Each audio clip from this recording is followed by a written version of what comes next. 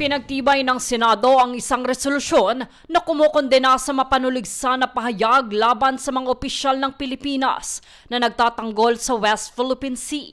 Ito ay kasunod ng kontrobersyal na pahayag ni Senador Rodante Marcoleta hinggil sa Kalayaan Island Group.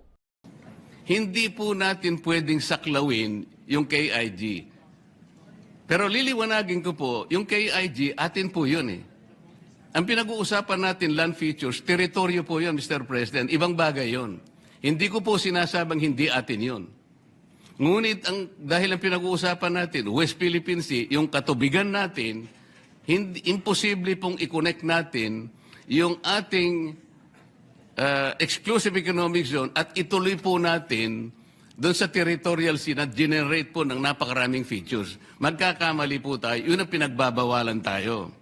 Kasabay ng pag-aproba ng resolusyon, iginiit ni Alyansa ng Bantay Kapayapaan at Demokrasya o ABKD Chairman Emeritus Dr. Jose Goytia na malinaw at matibay ang legal na posisyon ng Pilipinas sa West Philippine Sea at hindi ito dapat pinapahina ng mga panawagang pag-urong. Anya, kapag ang walang batayang pagdududa ay ginagawang normal, unti-unting nagiging pagsuko ang anyo ng pagiging maingat. Binigyan din niya na ang karapatan ng bansa ay nakaugat sa United Nations Convention on the Law of the Sea o UNCLOS at pinagtibay ng 2016 arbitral ruling na pumabor sa bansa. Dagdag pa ni Goytia, hindi kailanman naging usapin ng opinyon ang soberanya at karapatang pandagat dahil malinaw itong pinatutupad ng nasabing patakaran. Sa bahagi naman ng Philippine Coast Guard o PCG, kung saan sinabi ni PCG Commodore J. Tariela na ang paninindigan ng bansa sa West Philippine Sea ay hindi dapat kwini-question, kundi ito'y usapin ng tungkulin sa bayan.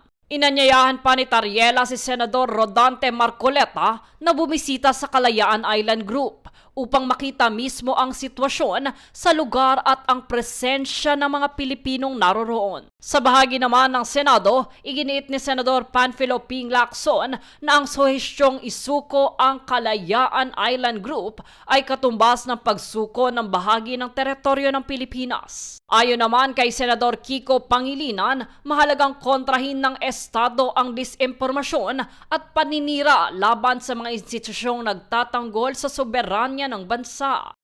Napakahalaga na ating isinusulong yung rule of law at yung ating sandigan ay yung international law. Hindi natin maaring labanan ng puwersa ang China. We cannot fight in the area of brute force. And that's why we are fighting in the area of the arbitral ruling, the UNCLOS, the rule of law, international law. Nilinaw ng mga mambabatas na ang resolusyon ay hindi laban sa sinumang personalidad, kundi paninindigan sa karapatan at dignidad ng Pilipinas. Bahagi pa ni Goytia, ang mensahe ay malinaw. Ang West Philippine Sea ay hindi sinusuko, hindi pinagpapalit at patuloy na ipagtatanggol sa ilalim ng batas at ng pambansang prioridad. Jade Buhoy, nag-uulat para sa Golden Nation Network.